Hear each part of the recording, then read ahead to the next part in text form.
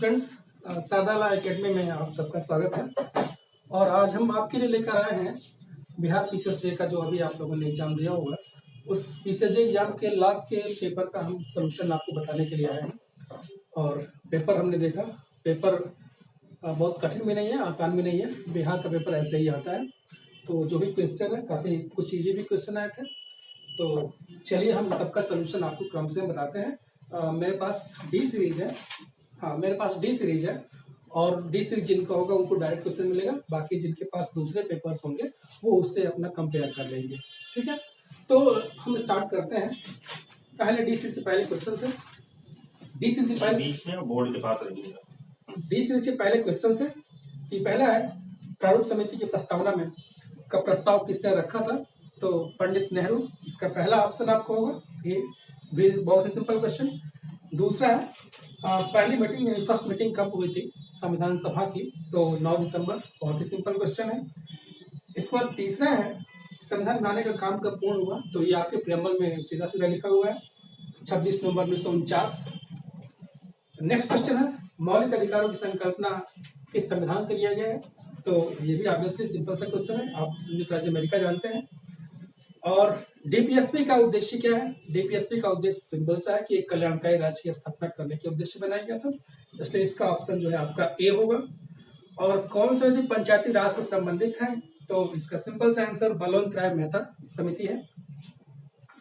ये छठा क्वेश्चन आपका रहा। और फिर आपके सातवें क्वेश्चन पे आते हैं कि किस कॉन्स्टिट्यूशन अमेंडमेंट को हम मिनी कॉन्स्टिट्यूशन कहते हैं? तो ये आपका 42nd है। आपको मालूम होगा कि ये सबसे बड़ा अमेंडमेंट था, बहुत ज्यादा इसमें अमेंडमेंट किया गया था, इसलिए इसको मिनी कॉन्स्टिट्यूशन भी कहते हैं। और नेक्स्ट है, 12वें राष्ट्रपति के रूप में किसे जाना जाता है? तो आप कह सकते हैं प्रतिभा देवी सिंह पाटिल। श्रीमती प्रतिभा देवी सिंह पाटिल है, वो आपकी 12वें राष्ट्रपति रह चुके हैं। और राज्य का महाधिवक्ता, जिसको आप एडवोकेट जनरल कहते हैं, उसका अपॉइंटमेंट राज्यपाल के द्वारा होता है। सी आंसर इसका सही है। और उप प्रधानमंत्री का पद, ये क्वेश्चन थोड़ा सा सोचना है यहाँ पे। उप प्रधानमंत्री का पद वैसे कॉन्स्टिट्यूशन में डायरेक्टली मेंशन तो नहीं किया गया है, तो जो आपके ऑप्शन दे रहे हैं उसमें इंग्लिश में जो ऑप्शन दिया है नॉन कॉन्स्टिट्यूशनल एक वर्ड यूज किया है।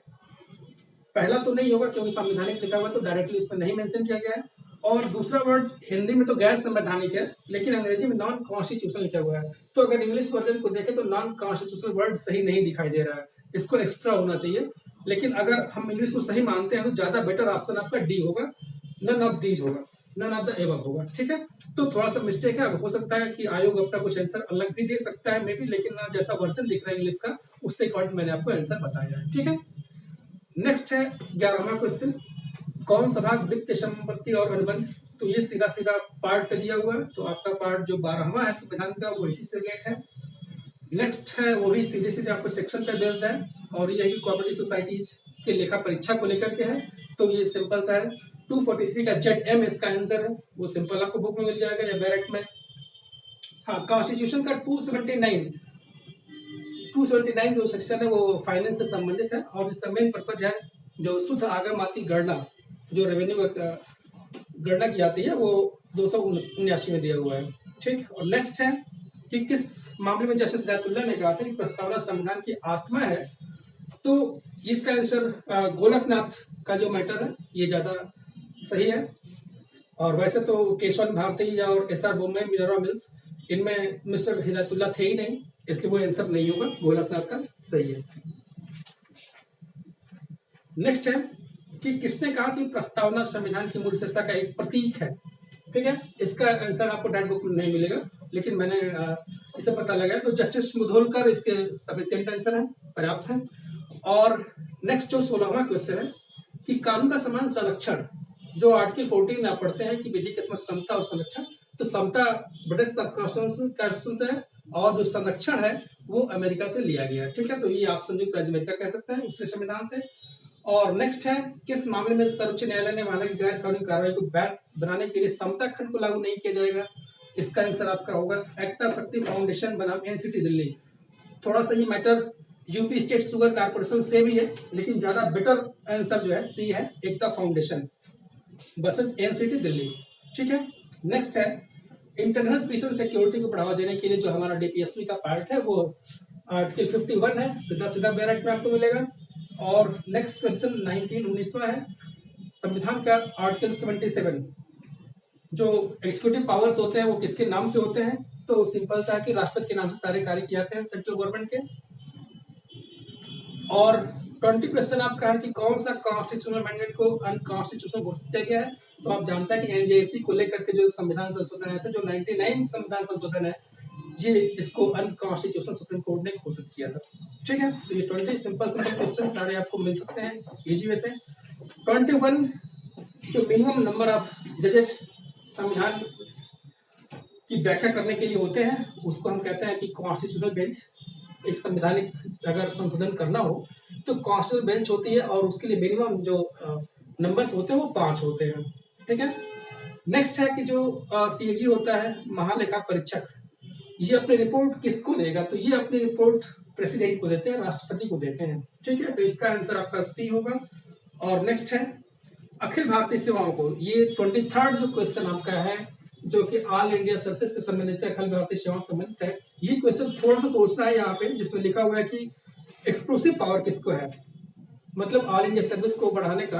आर्टिकल आप 312 देखेंगे 312, तो वहां पे आप प्रोविजन देखेंगे कि अगर अखिल भारतीय सर्विस पद को बढ़ाना हो तो वहां पर राज्यसभा को एक्सक्लूसिव पावर होता है कि पहले राज्यसभा एक प्रस्ताव लाती है, अगर राज्यसभा नहीं लाती तो पार्लियामेंट पावर नहीं मिलेगा। तो आप कह सकते हैं कि फर्स्ट ऑफ ऑल राज्यसभा के पास ये पावर है कि अखिल भारतीय सर्विस के पदों को वो बढ़ा सकती है या उस पर नया जोड़ सकती है, अदरवाइज पार्लियामेंट को डायरेक्ट कोई पावर नहीं है। तो जैसा ये कहा जा रहा है कि एक्सक्लूसिव पावर, तो एक्सक्लूसिव पावर का ज्यादा परफेक्ट आंसर आपकी जो अपर हाउस है राज्यसभा ये होती है, क्योंकि वहीं से स्टार्ट होता है। अगर वो नहीं चाहेगी तो नहीं हो सकता है, इसलिए उसको एक्सक्लूसिव पावर की हम बात करते हैं। वैसे तो बनेगा पार्लियामेंट में ही, लेकिन उससे पहले राज्यसभा में एक प्रस्ताव आना चाहिए, संकल्प आना चाहिए।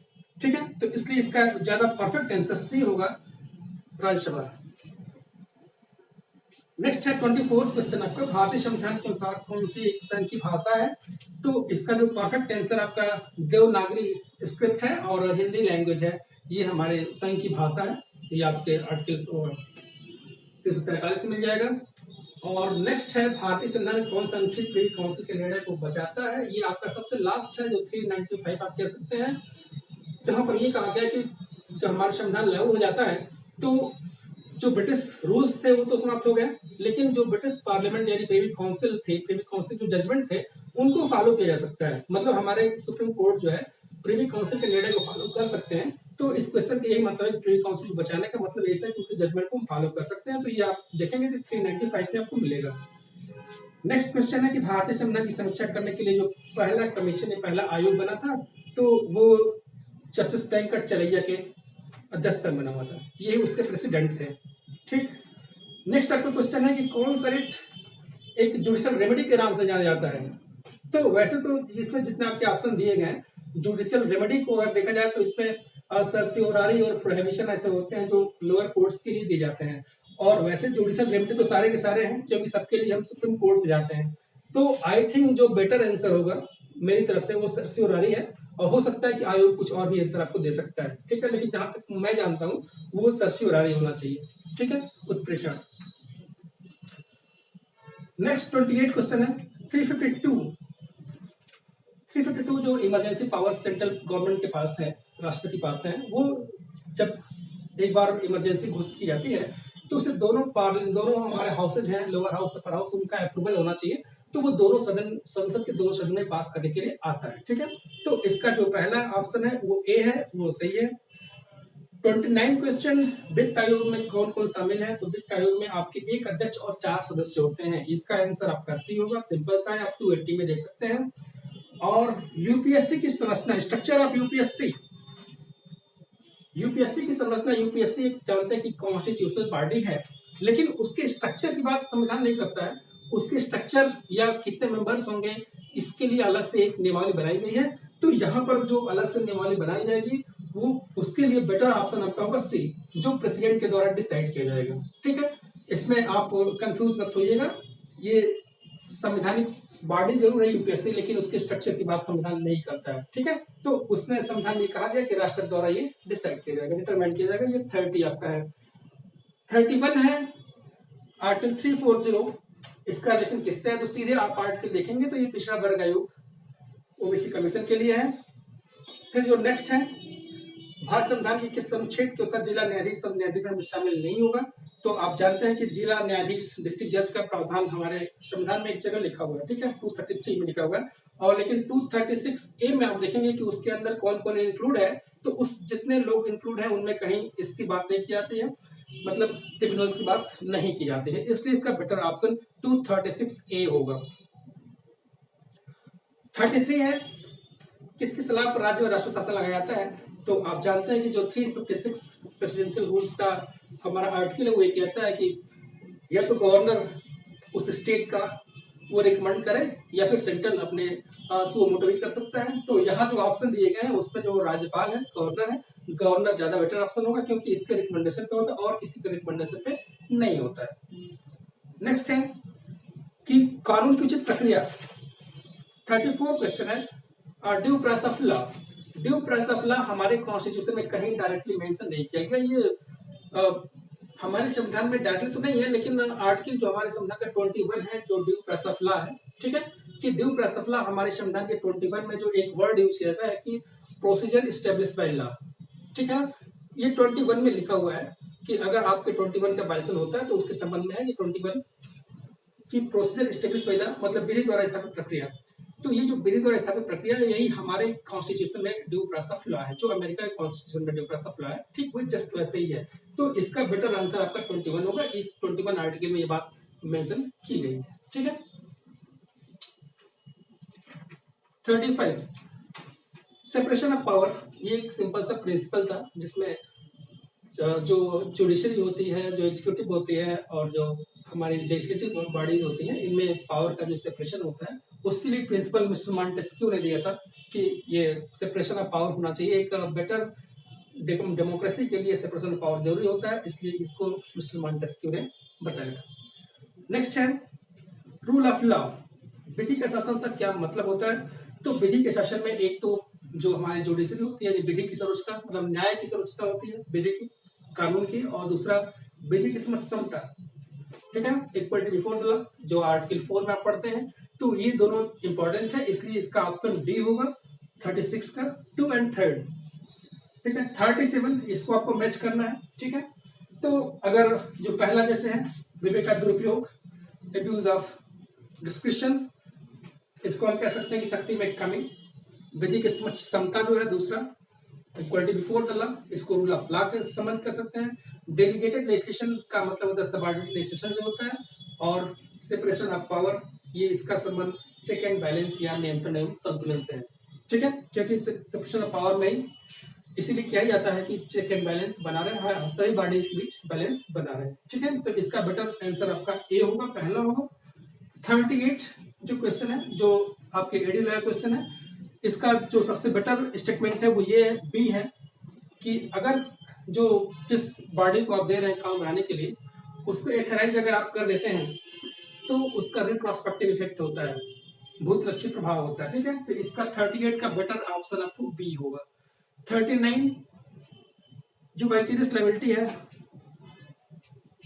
जिसके संबंध में ये कहा जाता है कि वो किस पर बेस्ड है, ठीक है ना, अपराधों में प्रतिनिधित्व दायित्व का सिद्धांत, मतलब जैसे 34 आप पढ़ते हैं किसी वाइकेरियस लायबिलिटी संबंधित है ना, किस आधार पे है, तो इसमें जो सबसे बेटर आपका ऑप्शन होगा वो पब्लिक पॉलिसी है और लोक नीति के आधार पे है, ठीक है, ना कि स्ट्रिक्ट लायबिलिटी या अन्य कोई चीज इसमें है जो नहीं है, ठीक है। नेक्स्ट है 40 जो एडी लेवल क्वेश्चन है, जिसमें ये कहा जा रहा है कि प्रशासनिक संस्थाओं की शक्तियों तथा प्रक्रिया संबंधित विधि है, खासतौर पर प्रशासनिक कार्य की न्यायिक समीक्षा के निरीक्षण संबंधी विधि इसमें शामिल है। ये मिस्टर डेविस का स्टेटमेंट है, केसी डेविस, इसका सी ऑप्शन होगा 40वें का 40। 41 आपके हिंदू लॉ क्वेश्चन है, दाय भाग, जो हिंदू लॉ में आप पढ़ते होंगे मिताक्षरा एंड दाय भाग, तो मिताक्षरा आप जानते हैं विज्ञानेश्वर की है और दाय भाग मिस्टर चिमूत वाहन की है, इसका आंसर बी होगा 41, ठीक है। 42 हिंदू विवाह अधिनियम, हिंदू मैरिज एक्ट 1955 से है, कि इसमें घोषित किया गया। आप सीधे बैरक देखेंगे तो सेक्शन 11 में सीधा सीधा ये बताया गया है कि हिंदू विवाह को कब घोषित किया जाता है, ठीक है। 43 हिंदू विवाह अधिनियम 1916, हाँ, लेजिटिमेसी के लिए सेक्शन 16 है हिंदू मैरिज एक्ट का।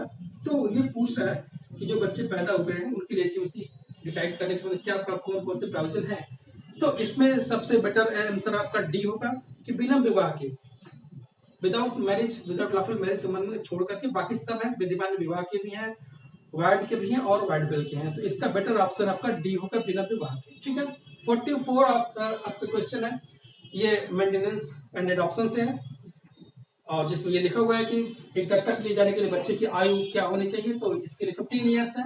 सिंपल सा क्वेश्चन है, 15 वर्ष। और फिर आपका 45 जो नेक्स्ट क्वेश्चन है कि हिंदू उत्तराधिकार अधिनियम में जो सहायकी है इसमें से कौन शामिल नहीं है। तो जो कोपार्सनरी हिंदू लॉ में होती है वो आप समझ सकते हैं कि हमारे 2005 के पहले से बिफोर जो सिस्टम था वो सहायकी सिस्टम था डिवीजन को लेकर के। तो उसमें पुत्र को मिलता है, बच्चे को सन को मिलता है, डॉटर, एडॉप्टेड सन और पुत्र वधु, ये 4 ऑप्शन है। इसमें जो शामिल नहीं पूछ रहा है तो इसका बेटर आंसर पुत्र वधु होगा, मतलब बहू। ठीक है, daughter in law, daughter in law को उसमें कोई मतलब वो कोपर्सनिक मेंबर नहीं कहलाते। ठीक है,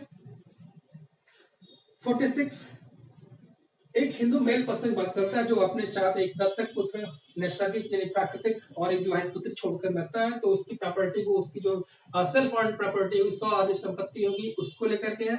तो इसमें तीनों को बराबर इक्वली मिलेगा, इसमें किसी को कम या कोई बाहर नहीं होगा, तीनों ही उसके लिए हकदार हैं, इससे तीनों को इक्वल मिलेगा। तो ऑप्शन आपका ए ज्यादा बेटर है। 47 एक हिंदू महिला है जो अपने साथ अपने पीछे एक सौतेले पुत्र मतलब स्टेप सन और एक विवाहिता पुत्री मैरिड डॉटर और एक इलिजिबल सन, इतने लोगों को छोड़ के मर जाते हैं, तो उनकी संपत्ति किसको मिलेगी। तो सिंपल सा है कि उनका जो एक स्टेप सन है, जो सौतेला पुत्र है, उसको छोड़ के बाकी दोनों को मिलेगा। सौतेला पुत्र क्योंकि उनका नहीं था इसलिए उन्हें नहीं मिलेगा, लेकिन उनका जो इलिजिबल सन है उसे नहीं मिलेगा, और जो पुत्री डॉटर है उसे मिलेगा। ठीक है, तो डी ऑप्शन इसका सही है। 48 है हिंदू को पार्षद में संपत्ति के विभाजन पर अंश पाने का अधिकार। अगर हिंदू प्रॉपर्टी को डिवाइड किया जाता है तो कौन कौन से लोग अंश पाने का अधिकार रखते हैं, तो उसमें देखिए अडॉप्टेड सन है, विवाहिता पुत्री है, धर्मज पुत्र है और एक सदैकिक विधवा। इसमें अगर आप ज्यादा बेटर आंसर की बात करें तो बी या सी में से आयोग दोनों में से कुछ भी दे सकता है, लेकिन इन माय ओपिनियन जो इलिजिबल सन है और धर्मज पुत्र है ये डायरेक्टली ज्यादा सही दिख रहा है, इसलिए 48 का सी ऑप्शन ज्यादा सही।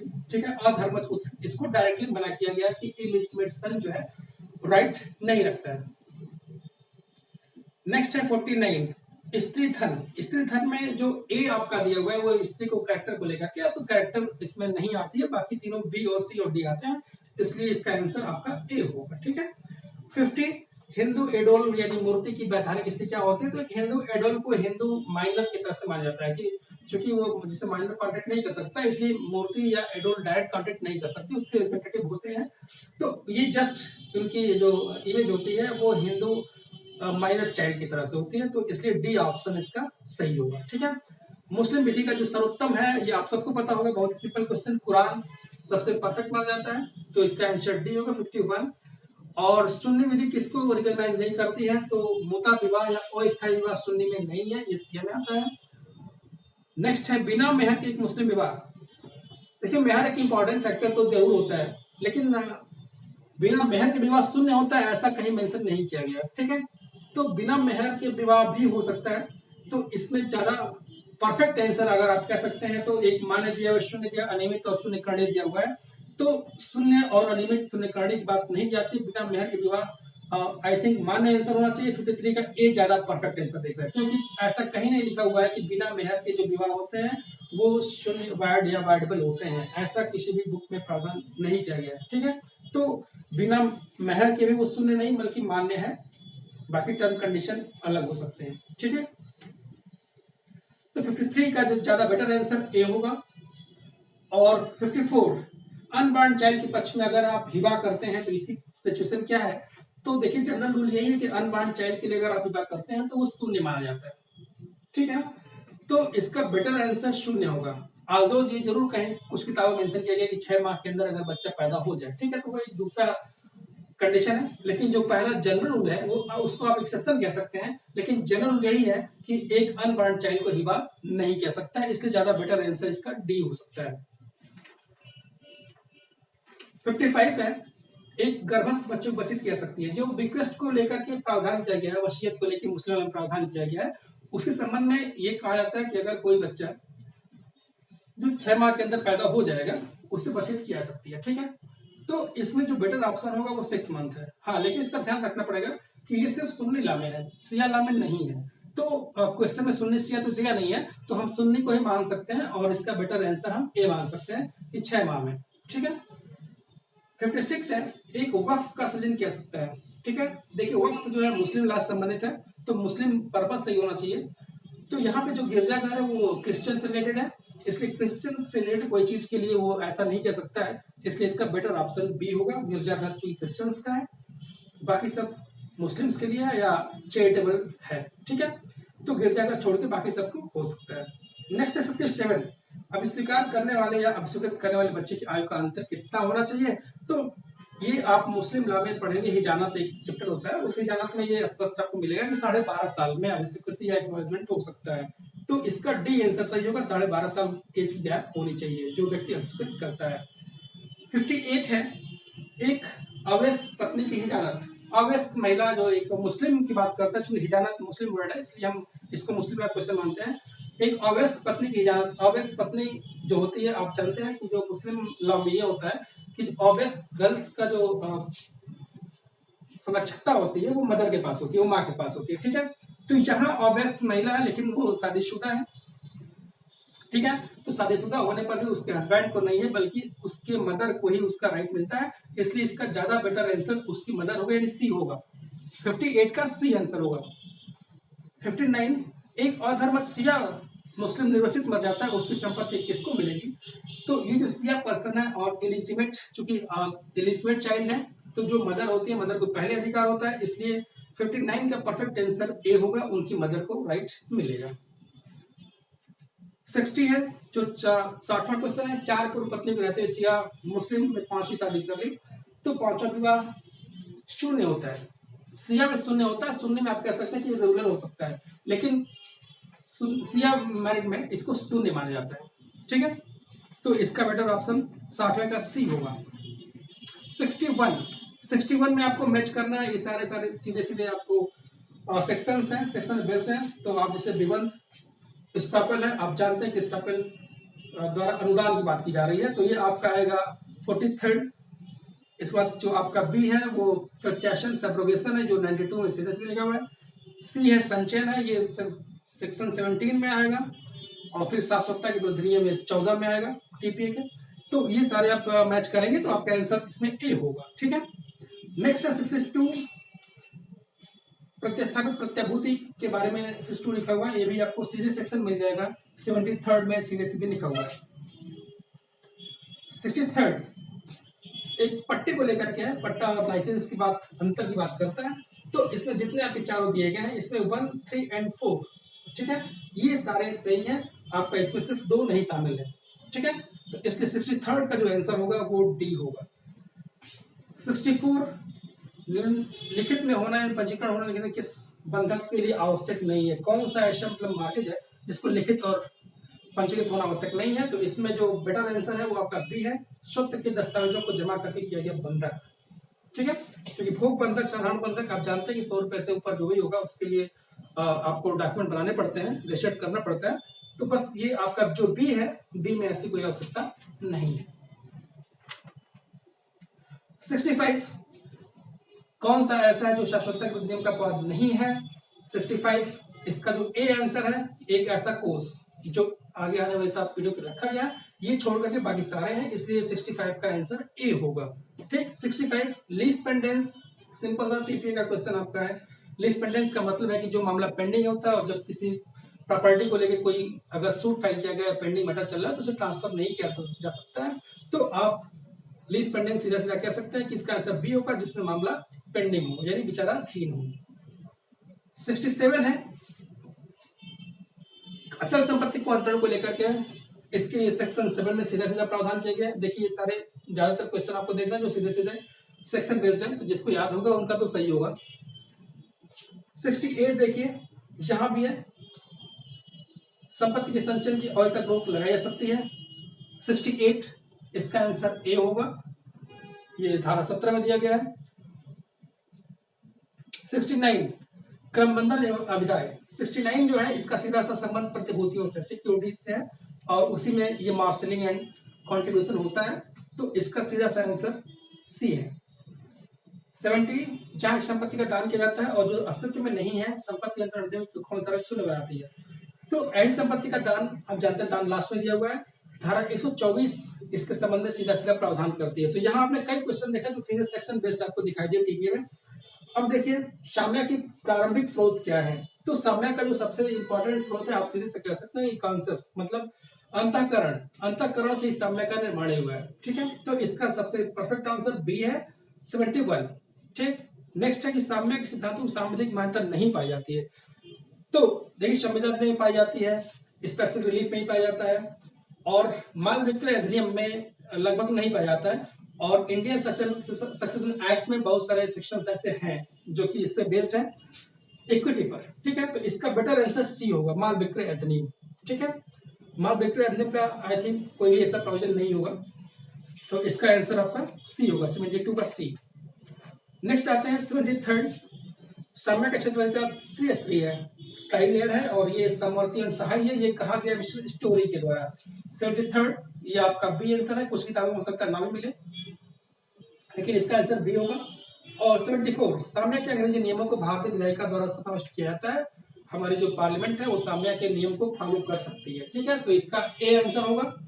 और नेक्स्ट है 75, किस तिथि को एक न्यास समाप्त हो जाता है। तो जो इसमें ए बी सी तीनों आप देख रहे हैं ना, जब न्यास वापस ले जाने योग्य हो, इस पर शब्दों द्वारा वापस लिया गया हो, जब इसका उद्देश्य पूर्ण हो गया हो, चाहे उद्देश्य अवैध हो जाता हो, इन तीनों सिचुएशन में ही न्यास समाप्त हो सकता है। इसलिए इसका बेटर आंसर डी होगा, और ये तीनों ही ऊपर के सही है। ठीक, नेक्स्ट है 76, किस धारा के अंतर्गत न्यास भंग को प्रयास किया गया है। तो ये न्यास भंग का सीधा सेक्शन है, धारा 3 के अंतर्गत आप न्यास भंग देखेंगे। और 77 कि कौन एक व्यक्ति है जो कि न्यास हासिल नहीं कर सकता है। तो माइनर ऐसा नहीं कर सकता, बाकी लीगल पर्सन कर सकता है, एडवोकेट कर सकता है, जो 21 साल का हो गया वो भी कर सकता है। ठीक है, तो इसका आंसर बी होगा 77। 78 स्पेसिफिक रिलीफ एक्ट का है, जो धारा 5 के संबंध में है, और संपत्ति प्रदर्शन किया सकेगी तो दीवानी प्रक्रिया संहिता की विधि के अनुसार किया सकेगी। क्योंकि टीपीए पर सीपीसी अप्लाई होता है, तो आप कह सकते हैं कि सीपीसी के द्वारा प्रॉपर्टी में ट्रांसफर या रिकवरी हो सकती है। तो 78 का आपका आंसर ए होगा। 79 वह सामान्य सिद्धांत जिससे शाश्वतता व्यादेश अनुदत्त किए जाते हैं। शाश्वत व्यादेश मतलब एक इंजंक्शन होता है जो परपेचुअल कहते हैं। इसका परफेक्ट आंसर आपका धारा 38 है। ये भी सेक्शन में सीधे दिया हुआ है, आप 38 यानी सी आंसर होगा इसका। और जो ये मैंडेटरी इंजंक्शन है, ये आज्ञापक आदेश, ये विवेकाधीन होता है, डिस्कशनरी होता है। 80 में का आंसर ए होगा। ठीक है, ये इंजंक्शन जो है डिस्कशनरी पावर देता है। 81 सिंपल सा क्वेश्चन है, परफेक्ट बिना विदाउट कंसिडरेंट तो शब्द शून्य होती है, इसलिए इसका बी आंसर होगा। बहुत ही सिंपल सा क्वेश्चन। मेजॉरिटी की एज पूछा हुआ है, 82 18 साल, कॉन्ट्रैक्ट का सीधा सीधा कहता है। और 83 अगर अपने कुत्ते के संबंध में एक आपने प्रस्ताव रखा है 1000 रुपए देने का, तो 83 का सिंपल सा आंसर एक जनरल ऑफर है, आप सबके लिए देते हैं। 84 जब क्षतिपूर्ति को निर्धारित नहीं किया जाता तो न्यायालय पक्षकार को दे सकता है, लेकिन जब कोई किसी प्रकार के डैमेज को डिसाइड करना अगर मुश्किल होता है तो एक होता है एग्जाम्पलरी, मतलब जितना डैमेज हुआ, और एक होता है जो इसमें चौथा दिया हुआ है नॉमिनल। तो in my opinion better option तो सी होना चाहिए। हो सकता है कि आयोग आपका चौथा भी डी भी दे सकता है, ठीक है, लेकिन मेरी तरफ से सी आंसर है 84 का। 85 नॉन स्पेक्ट्रम, इसका मतलब होता है अज्ञानता में निष्पादित दस्तावेज, मतलब भूल से आप कह सकते हैं अज्ञानता में। तो इसका 85 का आंसर आपका ए होगा। और 86 है जो फ्रस्ट्रेशन से संबंधित है, संविदा का जो समापन होता है, फ्रस्ट्रेशन होता है, विफलीकरण, इसे वाणिज्यिक असंभवता द्वारा, जो पहला ऑप्शन होगा इसका ए, इसके द्वारा हो सकता है। नेक्स्ट 87 ये भी संविदा का है, वह करा जो पक्षकारों में से एक विकल्प पर, तो बहुत ही सिंपल सा है, शून्यकाणी संविदा का एक डिफिनेशन ही होता है। तो इसका आंसर आपका सी होगा, जो कि एक वाइडेबल कॉन्ट्रैक्ट होगा। 88 जो ये बसनात्मक निबंध पे जो क्वेश्चन आपका दिया हुआ है, आप देख रहे हैं इसमें केदारनाथ बस गौरी मोहम्मद भी केस है, और Delhi cloth and general mills limited बस भारत संघ, ये दोनों है, इसलिए इसका आंसर आपका सी होगा, ए और बी दोनों होगा। ठीक, 89 क्वेश्चन है कि प्रतिग्रहण की संसूचना प्रतियोगिता के विरुद्ध कब संपूर्ण होती है। तो ये भी आपके पहले स्टार्टिंग में ही सब दिया हुआ है कि जब प्रस्थापक के ज्ञान में जाती है। इसका बेटर आंसर बी होगा कि जैसे ही प्रस्थापना करने वाला उसे ज्ञान में जाती है तो उससे अगेंस्ट कम्पीट जाती है। ठीक है, 90 दिया हुआ है 90 में कौन सा मैच करना है आपको कुछ मिल नहीं है। तो जो इसमें लास्ट है public policy Hadlee versus Baxendale, ये पब्लिक पॉलिसी से संबंधित नहीं है, वो डिवीजन से संबंधित है कि बहुत सारे जब होते हैं लोग जो कॉन्ट्रैक्ट संविदा भंग के लेवल होते हैं तो उनके बीच कॉन्ट्रीब्यूशन कैसे होगा, तो कॉन्ट्रीब्यूशन को लेकर के हेडले वर्सेस बैक्सेंडल का केस होता है, उसमें पब्लिक पॉलिसी नहीं है, तो इसलिए डी आंसर होगा। 91 भारतीय संविधान संशोधन अधिनियम 1997 ने संशोधन किया था, तो सेक्शन 28 को, ये आपका आंसर 91 का सी होगा कि 28 में संशोधन किया गया था 97 में। संविदा में दायित्व की प्रकृति परिवर्तन करने को कहा जाता है। संविदा में दायित्व की प्रकृति को परिवर्तन को नोवेशन नहीं कहा जाएगा, इसको आप अल्टरेशन नहीं कहेंगे। अगर किसी प्रकार से संविदा एक नए तरीके में आती है, नए फॉर्म में आती है, तो उस सब की चीज को हम नोवेशन ही कहते हैं, ठीक है। तो इसका आंसर 92 का आंसर बी होगा। इसको संविदा का नवीनीकरण आप सेक्शन 2 में आप देखेंगे तो सीधा सीधा लिखेगा। 93 भारतीय संविधान नियम की धारा 68 के संबंध में है। अगर ऑब्वियस या माइनर के लिए आप कुछ करते हैं तो क्या आपको ऑब्वियस की प्रॉपर्टी से या ऑब्वियस से आप कुछ ले सकते हैं, तो वहां ये मेंशन किया गया कि ऑब्वियस की प्रॉपर्टी से आप ले सकते हैं, यानी ऑब्वियस की प्रॉपर्टी लायबल हो सकती है, इसलिए आपका 93 का आंसर बी होगा। 94 चलत प्रत्याभूति, ठीक है, कंटिन्यूइंग गारंटी की बात की जाती है। 94 ये सेक्शन पूछ रहा है सीधा सीधा, तो आप सेक्शन 1 to 9 आप देखेंगे संविदा अधिनियम का, तो वहां पे आपको मिलेगा 129। 95 जो बाजी करार या पद्म करार या वेचरिंग कॉन्ट्रैक्ट संबंधित है, तो ये आप में से शून्य होता है, सीधा सीधा सेक्शन लिखा हुआ है, तो ये सी आंसर होगा। और 96 में जो पिजन होल थ्योरी है, वो पिजन होल थ्योरी मिस्टर सामंत की है, आप डेफिनेशन में ही शुरू में पढ़ते हैं, पहले ही इंट्रोडक्शन में, तो सामंत का ये सिद्धांत है पिजन होल थ्योरी। और 97 घटनाएं स्वयं बोलती हैं, रिस्क इप्सा लोकेटर कहते हैं इसको, और ये आपका साक्षी से संबंधित है, एविडेंस एक्ट संबंधित है, इसलिए इसको हम साक्ष्य मानते हैं। 97 का ए आंसर होगा। 98 स्ट्रिक्ट लायबिलिटी को जो है मिस्टर ब्लैकबर्न ने प्रतिपादित किया था। आप strict liability and absolute liability toured में पढ़ते हैं, वही स्ट्रिक्ट लायबिलिटी है, तो ये जस्ट ब्लैकबर्न है, ये 98 का ए आंसर है।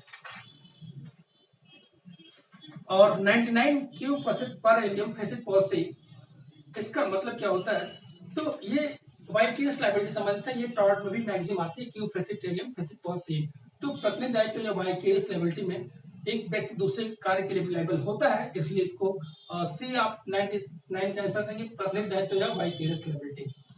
और 100 है, 100 में जो दिया हुआ है कि अपराधों को निजी अपराध और लोक अपराध के रूप में किसने बताया था, तो इसका आंसर ब्लैकस्टोन है, डी आंसर होगा 100 का।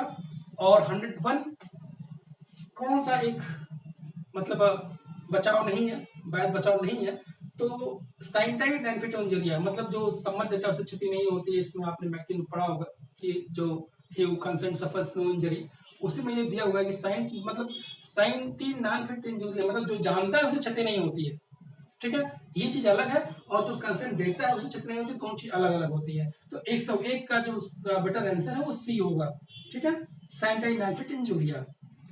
और 102 ये भी टार्ट से बिना क्षति की हानि, इसका आंसर ये होगा, बिना अधिकार के उल्लंघन के बिना क्षति होती है, ठीक है, बिना क्षति की हानि, ठीक, इसका आंसर आपका ए होगा। और 103 अपकृत विधि के अंतर्गत कर्तव्य है, तो अपकृत विधि के अंतर्गत जो कर्तव्य होते हैं वो माना जाता है कि सबके प्रति है, समान समस्त संसार के प्रति कर्तव्य होता है, ठीक है। तो 103 का आंसर आपका बी होगा, समस्त संसार के प्रति ज्यादा सही आंसर है, ठीक है, केवल समान व्यक्तियों के प्रति नहीं कह सकते आप।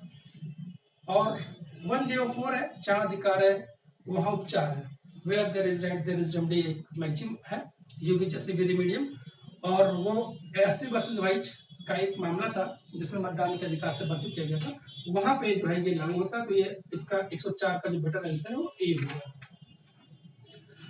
105 जो इंडिपेंडेंट टॉर्टफिजर की बात करता है उसकी लायबिलिटी क्या होती है, तो जो इंडिपेंडेंट टॉर्टफिजर होता है उसकी लायबिलिटी इंडिपेंडेंट ही होती है, तो इसलिए 105 का आंसर बी होगा, उसकी इंडिपेंडेंट लायबिलिटी उसे ज्वाइंट नहीं होती है। जो ज्वाइंट लायबिलिटी तब होती है उस कंडीशन में दोनों की लायबिलिटी होती है, और सेपरेट और ज्वाइंट दोनों होती है, लेकिन अगर इंडिपेंडेंट टॉर्टफिजर है तो उसकी लायबिलिटी हमेशा इंडिपेंडेंट होती है। और 106 एब्सोल्यूट लायबिलिटी कब बनता है, ठीक है, तो एब्सोल्यूट लायबिलिटी ये थोड़ा सा लॉजिक कहां का क्वेश्चन है कि स्ट्रिक्ट लायबिलिटी आप पढ़ते हैं जो रायलेट वर्सेस फ्लेचर में, और उसके बाद एब्सोल्यूट आप पढ़ते हैं, तो स्ट्रिक्ट में आपको दिया होगा कुछ एक्सेप्शन दिए जाते हैं, लेकिन एब्सोल्यूट में कोई एक्सेप्शन नहीं रहता है। तो आप एब्सोल्यूट वाले को कह सकते हैं कि स्ट्रिक्ट से ज्यादा स्ट्रिक्ट, कठोर से ज्यादा कठोर, ठीक है। तो इसके लिए जो बेटर आंसर होगा वो सी होगा 106 का, कठोर दायित्व की अपेक्षा कठोरतम दायित्व, मतलब सबसे ज्यादा कठोर। 107 आप कह सकते हैं कि उपेक्षा की प्रकृति कार्य सफलता के लिए क्या सिद्ध करने की आवश्यकता है। तो उपेक्षा में या निर्जेश में सिर्फ जो इसका सी आंसर है कि प्रतिवादी द्वारा कर्तव्य का उल्लंघन, ठीक है, ये सी आंसर इसका ज्यादा बेटर है। 108 मानहानि की कार्रवाई नहीं होती है, तो इसमें टेलीग्राम से भी हो सकता है, सूचना के द्वारा हो सकता है, पोस्ट कार्ड हो सकता है, और एक पत्र जो डाक में नहीं जाता है अपनी अपेक्षा में रखा जाता है, चूंकि इसका पब्लिकेशन नहीं हो सकता है, इसलिए डी आंसर होगा। तो 108 का बेटर आंसर आपका डी होगा। 109 जो न्यूसेंस की आकृति संबंधित है, इसमें कौन सा एक बचाव है, तो प्रिस्क्रिप्टिव राइट यानी चिरभोग भी है और कार्य प्राधिकारी भी है, इसलिए इसका ए और बी दोनों होगा और बेटर आंसर ये होगा। 110 विधि तुच्छ बातों पर ध्यान नहीं देती है, ठीक है। तो डी निम्नस की रोटलेक्स एक मैगजीन होता है कि तुच्छ बात पर ध्यान न देना, या आप कह सकते हैं कि आईबीसी के 95 पे भी आता है। तो इसका जो सबसे सही आंसर है, हिंदी में इसकी मीनिंग अच्छी नहीं लिखी गई है, लेकिन इसका बी आंसर सही होगा 110 का, travel description must be overlooked. जो हिंदी में लिखा है तुच्छ अंतर को, तो आप कह सकते हैं कि तुच्छ कार्य को, ठीक है, अनदेखा किया जाना चाहिए, मतलब जिससे किसी को नुकसान बहुत नॉमिनल हो उसे तुच्छ कार्य कहते हैं, ठीक है। तो 110 का ये आंसर बी होगा। 111 ट्रिपल वन माल विक्रय से संबंधित है। 2/6 के तहत भविष्य के सामान का क्या मतलब है, तो इसमें जो बेटर है वो डी आंसर है कि माल जो अस्तित्व में नहीं है उसके बारे में भविष्य के सामान का मतलब फ्यूचर गुड्स का ये मतलब होता है, जिसका भी अस्तित्व ना हो। 112 112 देखिए, विक्रय करने और बेचने के समझौते के बीच के अंतर करने को सही नहीं है, तो इसमें सही नहीं है, आप सारे पढ़ सकते हैं। इसमें जो बी आंसर इसका है कि विक्रय व्यक्ति में न्याय संगतता बनाता है, परंतु बेचने के लिए एक समझौते में समस्त लोगों के न्याय संगतता होती है। ये जो 112 का बी आंसर है, ये इसमें इसका परफेक्ट आंसर होगा, वो नहीं है, ठीक है, बाकी सब है। 113 केवी टेम्पटर, ये आप सीपीसी में देखेंगे 148 ए में दिया हुआ सीपीसी में, और केवी टेम्पटर का मतलब होता है कि किसी व्यक्ति को अवगत कराना कि उसके अगेंस्ट कोई मामला कोर्ट में आया है, ठीक है। तो अवगत कराने को लेकर के, तो ये जो 113 का जो सी आंसर है ना, let the buyer be aware, तो बायर बी अवेयर इसका सी आंसर ये ज्यादा सही होता है। कैविट एम्प्टर है ये, क्रेता सावधान है, जैसे किसी ने ये क्रेता सावधान है वो कैविएट है। चलिए, तो इसका आंसर सी होगा। और 114 कौन सा कथन इसमें गलत है, स्टेटमेंट आपको गलत देखना है। जब बिक्री माल की नीलामी कर्ता द्वारा की जाती है और मुद्दा खरीदार को एक अच्छा हक स्वीकृत करना होता है, ठीक है। इसका जो आपका जो सबसे बेटर आंसर है वो बी है, और माल के मालिक के रूप में साधारण क्रम में कार्य करते हुए बिक्री उसके द्वारा की जाती है, ठीक है। 114 का जो आपका परफेक्ट आंसर है वो बी है, ये कथन गलत है, बाकी सब सही है। 115 है, एक विक्रेता क्रेता को उसके तरफ मांगे गए सामान की मात्रा से अधिक मात्रा में सामान की पूर्ति कर देता है। जब अधिक मात्रा में सामान की पूर्ति कर देता है तो ये पूछ रहा है कि कौन सा इसमें गलत है, ठीक है। तो इसमें देखिए, क्रेता को अधिकार है संपूर्ण सामान को स्वीकार कर ले, तो उसने मना किया था, तो पहला तो कर सकता है वो। क्रेता को अधिकार है कि समस्त सामान को स्वीकार कर ले, वो चाहे तो स्वीकार भी कर सकता है, उसका दोनों ऑप्शन है। और क्रेता को अधिकार है केवल आदेश किए गए सामान स्वीकार कर ले, बाकी को अस्वीकार कर, तो आप कह सकते हैं ए बी सी तीनों कर सकता है। लेकिन डी कह रहा है क्रेता संपूर्ण सामान को अपने पास रख सकता है, केवल आदेश किए गए सामान का भुगतान करे, वो ऐसा नहीं कर सकता है। अगर वो सारा सामान रखता है तो सबका भुगतान करना पड़ेगा, ठीक है। इसलिए डी ऑप्शन इसका गलत है, 115 का डी आंसर होगा। और कौन सा कथन वचन पत्र के लिए सही नहीं है, एक प्रोमिसरी नोट के लिए कौन सा सही नहीं है, तो इसमें देखिए ये लिखित होता है, ए भी सही है। बी जो कह रहा है कि इसमें निर्माता द्वारा हस्ताक्षरित एक सशर्त वचनबंध शामिल है, ये गलत है, ठीक है। तो 116 का जो आंसर होगा वो आपका बी होगा, ठीक। नेक्स्ट पे आता है 117 एक चेक को लेकर के, चेक कई तरह से विज्ञापन पत्र से मिलता जुलता है, लेकिन यह भी दूसरे मामलों से एक अलग उपकरण है। इंगित कीजिए कि चेक और विनय पत्र के बीच अंतर के बारे में कौन सा कथन गलत है, ठीक है। तो इसमें गलत चूज करना है, और गलत इसमें आपका डी आंसर है कि एक चेक को अस्वीकृति द्वारा अनादित किया जाता है, पर विनय पत्र के मामले में ऐसा नहीं है। ये इसका डी जो है सही आंसर होगा। 118 देखिए, नेक्स्ट, कौन सी स्थिति समय अनुक्रम धारक के आवश्यक तत्वों के अनुकूल नहीं है। 118 का आंसर आपका सही आंसर आपका बी होगा। उसे लिखत को इसकी परिपक्वता की तारीख सकारात्मक रूप से प्राप्त कर लेना चाहिए, ये 118 का बी आंसर सही होगा।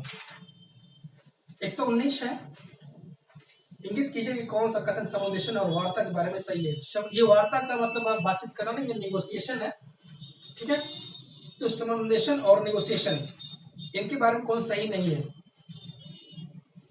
तो इसका 119 का जो सही आंसर है वो आपका बी है। समुदेशी अपने समुदेशक के हक में किसी भी दोष की उत्तरदायी नहीं है, परंतु परफॉर्म में लिखत का सम्यक अनुक्रम धारक पूर्व हस्तांतरण कर्ताओं के हक में दोषी के लिए उत्तरदायी है, ठीक है। ये जो बी आंसर है वो सही नहीं है, बाकी सब आप देखेंगे तो बाकी सब आपका सही है, इसलिए 119 का जो आंसर होगा वो बी होगा, ठीक। 120 देखिए, निम्नलिखित परिस्थितियों में से इंगित कीजिए कि कब एक बैंकर चेक के भुगतान को इनकार करने में न्यायोचित नहीं है। तो ए बी ये दोनों ही सही है।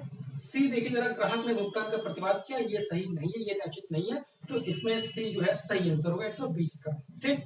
121 देखिए, आंतरिक प्रबंधन के सिद्धांत ने कंपनी के कामकाज में महत्वपूर्ण स्थान पर कब्जा कर लिया है, लेकिन कई फैसलों ने इसे कई अपवादों के अधीन कर दिया। इंगित कीजिए कि इनमें से कौन सा इस सिद्धांत का अपवाद नहीं है। तो 121 का जो आपका सही आंसर है वो सी है, जहां प्राधिकरण ने संगम अनुच्छेद से परे प्रत्यय शक्ति का दावा किया है। सी ये कंपनी लाइन क्वेश्चन है, और 121 का जो सी आंसर होगा यही सही है।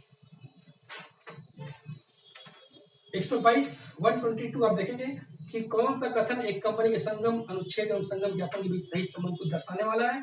तो इस 122 का आंसर जो सही है वो बी है कि संगम अनुच्छेद संगम ज्ञापन के अधीन होते हैं, और किसी भी असंगतता के मामले में संगम अनुच्छेद का संगम ज्ञापन को वरीयता देनी चाहिए।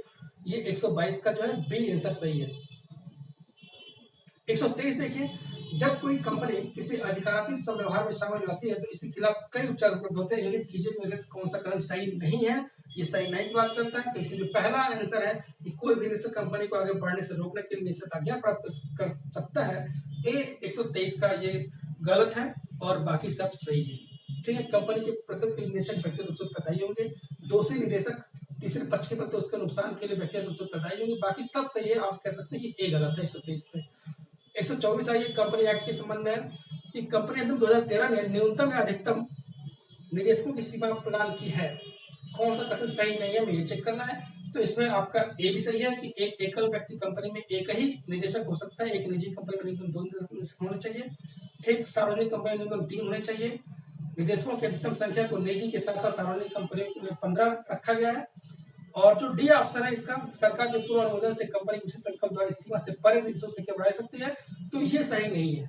निदेशक की संख्या नहीं बढ़ेगी, सरकार की अनुमति से भी नहीं बढ़ते हैं, तो ये 124 का डी आंसर सही है। 125 देखते हैं, किसी कंपनी में उत्पीड़न और कुप्रबंधन के मामले में जो कंपनी अधिनियम 2013 के तहत नेशनल कंपनी विधि अधिकरण में एक आवेदन की आवश्यकता है, कंपनी के शेयर पूंजी रखने के मामले में नीचे दिए गए कथनों में से कौन सा कथन सही नहीं है। तो 125 में जो सही नहीं है वो बी है, किसी भी एकल सदस्य द्वारा कंपनी की जारी शेयर पूंजी को 1/15 हिस्से से कम नहीं रखता है, इसका कोई प्रावधान नहीं है, इसलिए कथन सही नहीं है, बाकी सारे कथन सही है। 125 ये आपके पेपर में कुछ बड़े बड़े क्वेश्चन दिए गए हैं, तो उसको पढ़ने में आपको काफी टाइम वेस्ट करना पड़ा होगा, लेकिन अगर पढ़ेंगे तो सही आंसर निकल सकता है, क्वेश्चन कठिन नहीं है। 126वां है, भागीदारी के निम्नलिखित कथनों में से कौन से सही उत्तर बताइए।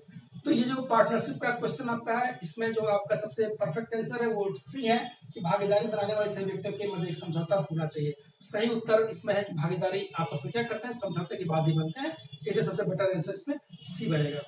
127 एक निष्क्रिय भागीदार निम्न कथनों में से कौन सा सही नहीं है।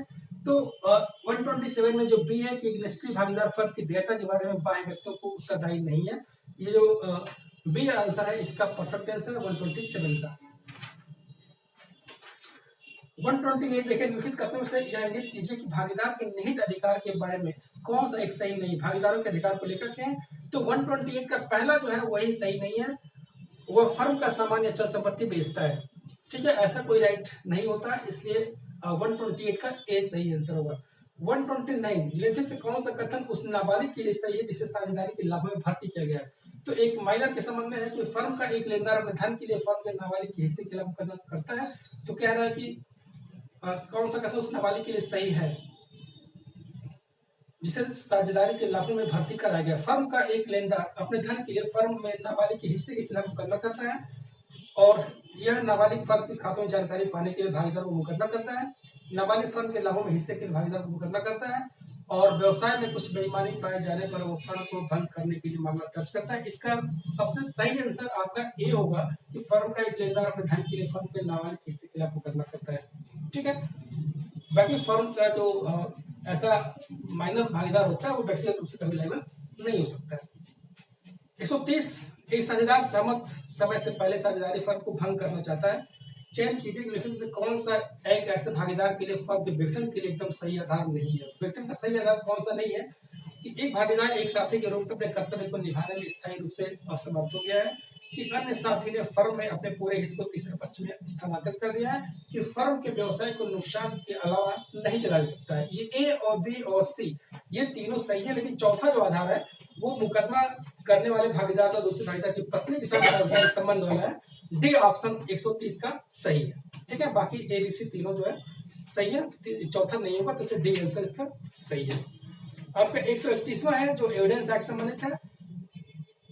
कौन ये पूछ रहा है कि प्रथा के प्रमाण का तरीका, तो भारतीय साक्ष्य अधिनियम की धारा 32(4) में दिया हुआ है, 32 के पार्ट 7 में दिया गया है और इंडियन एविडेंस एक्ट 48 में भी दिया गया है, इसलिए इसका उपरोक्त सभी या ऑल द एबव आंसर सही होगा। 131 का सभी सही है। नेक्स्ट 132 बहुत ही लीडिंग केस आपका है, पाटला नारायण स्वामी वर्सेस जिम्परर, और इसका सीधा संबंध सेक्शन 32 से है जो डाइंग डिक्लेरेशन या मृत्युकालिक कथन संबंधित है, इसलिए इसका सीधा आंसर है। एस्टोपल विबंध का सिद्धांत आप सीधे सीधे पढ़ते हैं एविडेंस एक्ट के धारा 115 में, जिसमें साक्ष्य के नियम के रूप में एस्टोपल लाया जाता है, ठीक। 134 से एक विवाहित महिला द्वारा आत्महत्या, ये सीधे सीधे सेक्शन बेस्ड क्वेश्चन है और 113A में आप देखेंगे तो इसका 134 का बेटर आंसर आपका बी है। जाहिरा शेख जो मैटर है वो जाहिरा शेख का मैटर वेस्ट बेकरी केस 2004 के नाम जाना जाता है, तो 135 का आंसर आपका ए होगा। ये 2004 वेस्ट बेकरी केस से संबंधित है जाहिरा शेख का मैटर। और 136 जो सीपीसी का क्वेश्चन है कि 2002 द्वारा प्रस्तुत व्यापक वर्तन किस उद्देश्य के साथ है, तो 2002 का मेन पर्पज था कि जो मामले बहुत ज्यादा पेंडिंग है कोर्ट में, लंबे समय पेंडिंग रहते हैं, उनको निपटाने का मेन पर्पज था 2002 का अमेंडमेंट, इसलिए उसको ध्यान में रखते हुए कि मुकदमों को निपटाने में जो देरी होती है उसमें कमी करने का पर्पज था, इसलिए 136 का जो परफेक्ट आंसर है वो सी होगा, ठीक। 137 दंडपद का जो रूल होता है वो आप पढ़ेंगे हिंदू लॉ में और इसका संबंध जो है इंटरेस्ट से होता है, तो 137 का मेन मतलब परफेक्ट आंसर है वो सी है, ठीक है। थोड़ा सा ये ए से मिलता जुलता है लेकिन बी इसका ज्यादा परफेक्ट आंसर है इंटरेस्ट को लेकर के, ठीक।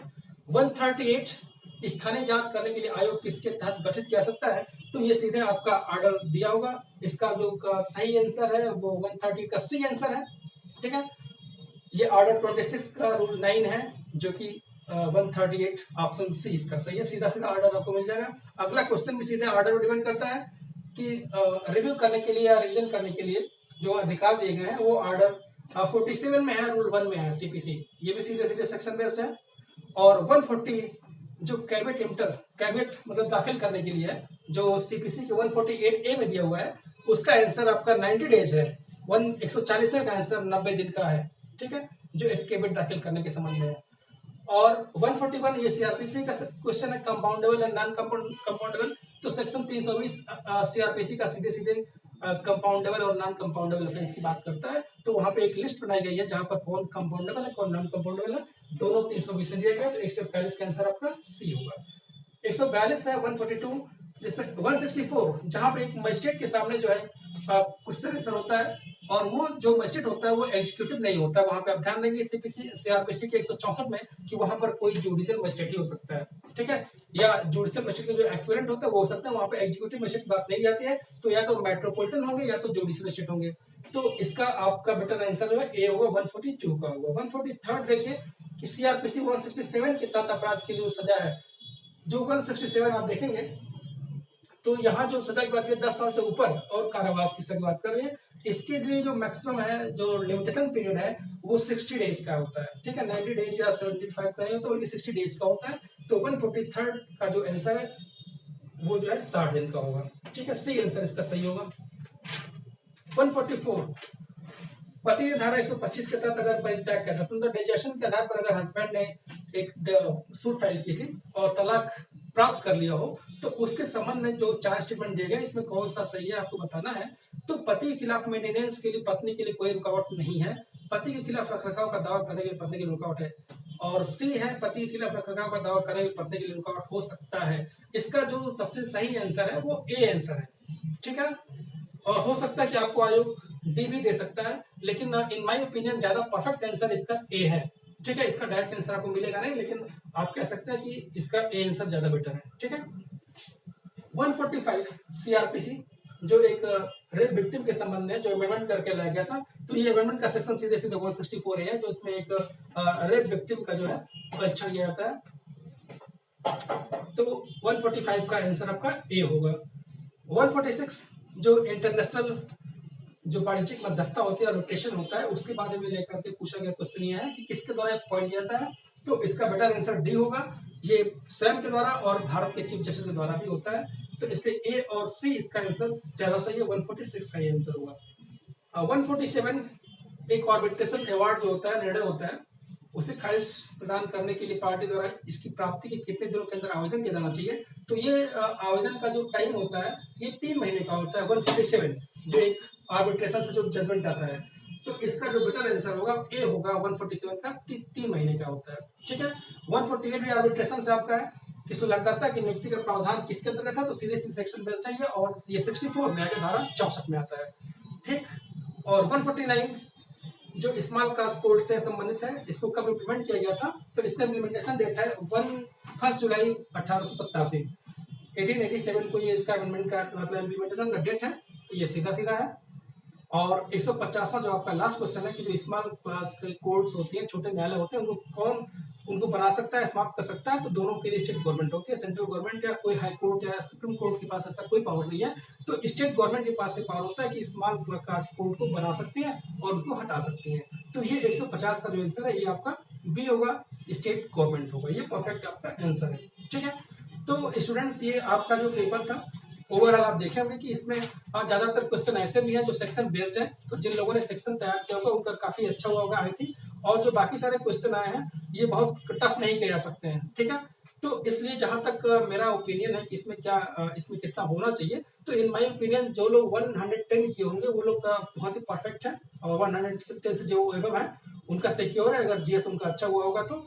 और ओवरऑल अगर कट ऑफ की बात करें दोनों को मिक्स करके, तो आई थिंक 160 प्लस जो है बॉयज के लिए होगा, और 145 से लेकर 150 तक गर्ल्स का हो सकता है मे बी। ठीक है, इससे नीचे नहीं आएगा, इससे ऊपर भले हो सकता है, तो ये कट ऑफ हो सकती है। तो आई थिंक आप अपने पेपर्स को इससे आप टैली कर लेंगे और आप चेक कर सकते हैं। तो ऑल द बेस्ट आप सबके लिए।